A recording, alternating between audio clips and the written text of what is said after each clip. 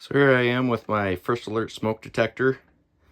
I've had one in my camper. That's where I'm at right now for several years, and actually about 8 years we've had this one in our camper. So we had to replace the old one, but it went quite a while and we were pretty happy with it, so we figured we'd buy the same thing again. I want to show you kind of how to change the batteries and just the real basics behind it. So if you want to test it, you just push the test button right here. Hold that down for a second.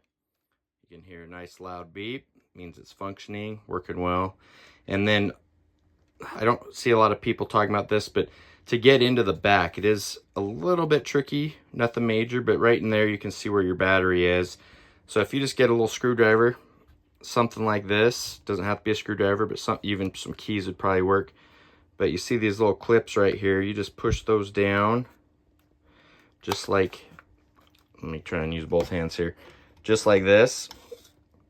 And so you push down right there and pull up, and then this will actually open up once you get that released, and then you can pull this back and just slide the battery right out of there. Pretty simple, nothing too major to it, but just something good to know when after you buy.